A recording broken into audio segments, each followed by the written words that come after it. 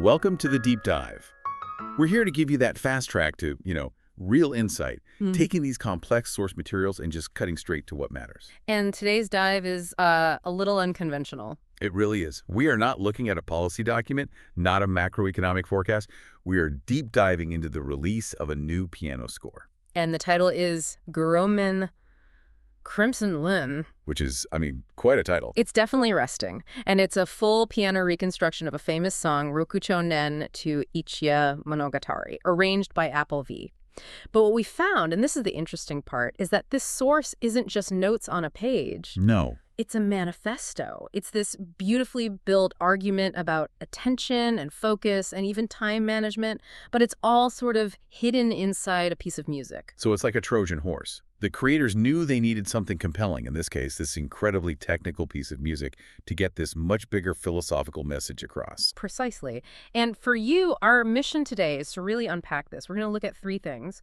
First, how the score itself is meant to be a kind of map for deep listening. Okay. Second, the explicit challenge the composer throws down for our, modern attention spans, this very concrete idea about reclaiming your time. And what's the third? And finally, a really unique collaborative marketing strategy that actually forces you to engage with the whole idea on a much deeper level. All right, let's start with the product itself, the complete deluxe piano edition. Right. Of Crimson. It's got the sheet music, a poem, some images. But those characters in the title, they're not random, are they? Not at all. And what's fascinating is how the title really reflects the piece. When you break it down, Crimson is something like Crimson Destruction or Extinction. Wow. And Maple Storm Dance is a maple storm dance. So this isn't, light, happy music. The name itself is telling you to expect this dramatic, almost violent emotional complexity. So right from the jump, the title is a map. It's telling you this is going to be an extreme journey. And the creators, they lean right into that whole navigation idea. They start by asking a really basic question. Yeah. Why do some bring a score to a concert? And their answer is really the key to this whole thing, isn't it? It is. It introduces the core analogy we're going to keep coming back to. They say that with the score, details appear that are easily overlooked through audition alone. Basically, the difference between just passively hearing something and actively, engaging with it. Which leads to their main metaphor, and it's a great one, a score to music as an ancient sea chart to the voyage. An ancient sea chart. I like that. Think about it. If you're just listening, you're on the waves, you feel the motion. Sure. But if you have the sea chart, you see the currents, the depths, the hidden reefs. You see the path the composer actually intended. It reveals a level of complexity that your ear alone, especially in this fast-paced world, might just miss. It just can't track it all. But okay, let's talk about the difficulty.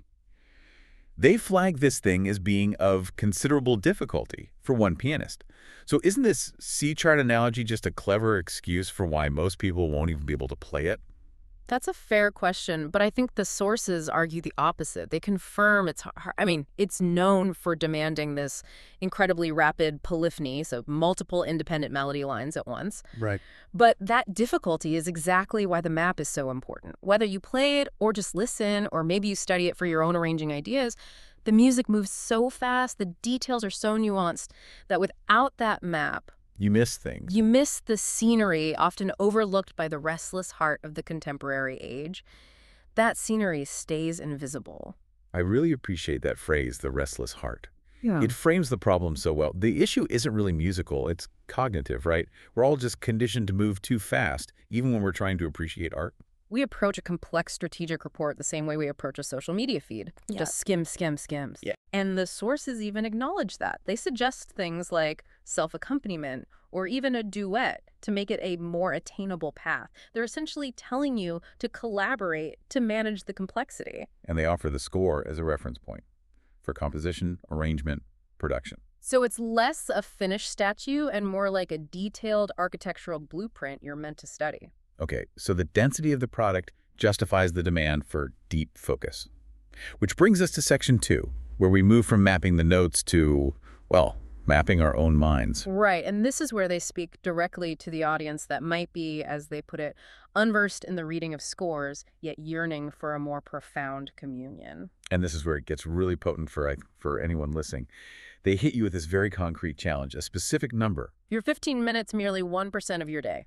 That is just such a simple but kind of devastating metric.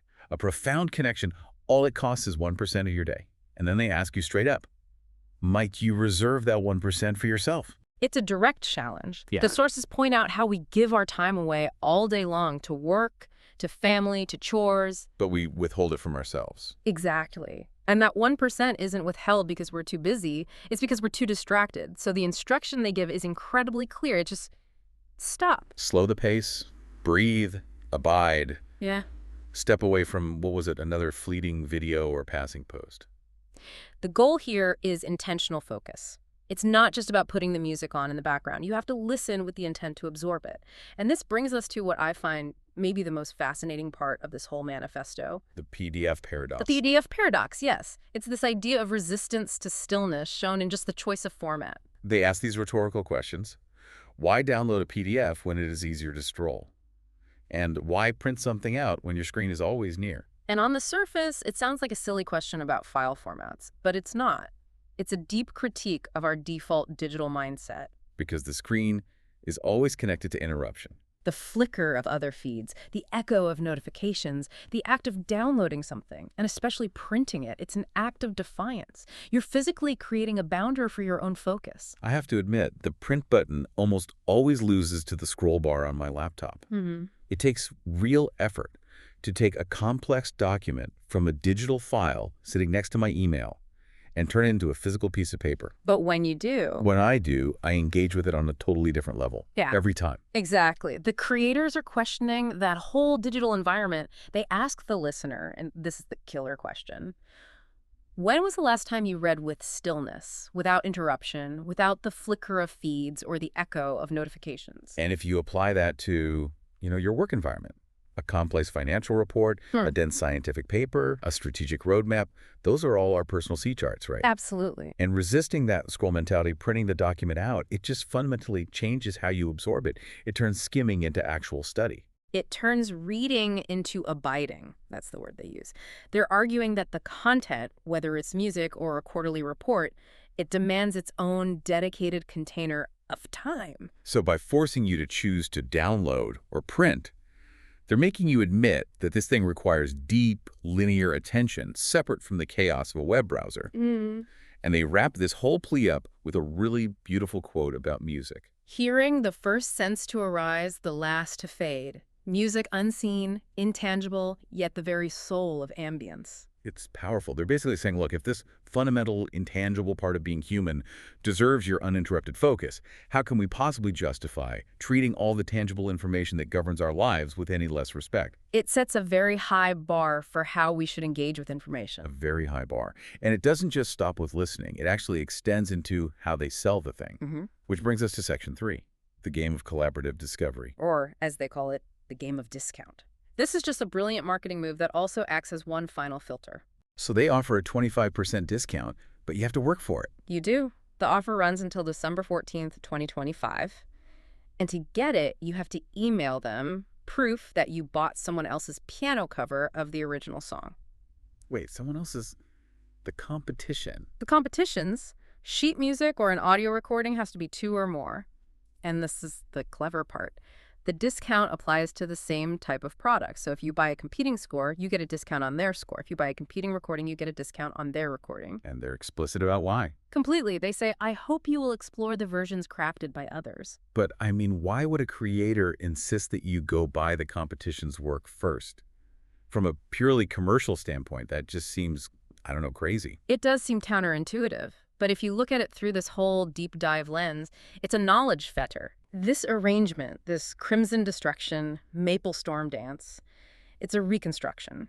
And to really understand the value of a reconstruction, you have to understand the original foundation, and you have to understand the other interpretations that are out there. So they're making sure that anyone who buys it isn't just a casual listener.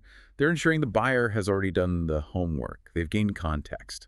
It makes the act of buying into an act of comparative scholarship. You can't fully appreciate their map unless you've already sailed in some of the other ships that have explored that same territory. So it's a structural barrier against drive-by consumption. It ensures that only the people who are serious about depth, that restless heart that's finally found a moment of stillness, will be the ones to get their work. The discount isn't about saving money. It's about certifying your commitment to context. It's the ultimate validation of that whole sea chart idea. You have to study the surrounding waters before you chart this specific, very intense voyage. It all just loops back on itself. It's a closed loop. The technical difficulty demands the map requires your dedicated time, that 1%, and appreciating the map requires you to do this comparative work. All three things serve one single purpose. Fostering focused attention. Yes. So let's bring it all together.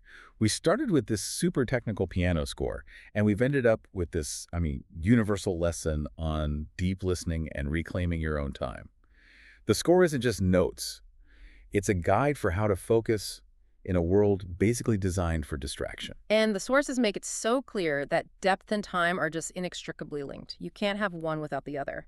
To see that scenery often overlooked, you have to make the choice to stop, to be still. The creator gives you the map, but you have to be the one to choose to stop scrolling, print it out, and actually spend that 1% of your day reading it. It's a powerful analogy for anyone dealing with complex information. The maps are everywhere. In your investment portfolios, professional roadmaps, technical plans. The choice is always whether we use them as the deep navigational tools they're meant to be, or if we just scroll past them on the way to the next shiny thing. The hard part is always choosing to just stop and read the sea chart. And that leads us to our final provocative thought for you to chew on. If this composer insists that you need a detailed map and 15 minutes of focused solitude to truly appreciate just 1% of your day through music, what structural maps and moments of stillness are you actively denying yourself when you navigate the other 99% of your life? What profound, complex details that might guide or even change your entire course are you missing simply because you won't print out the map?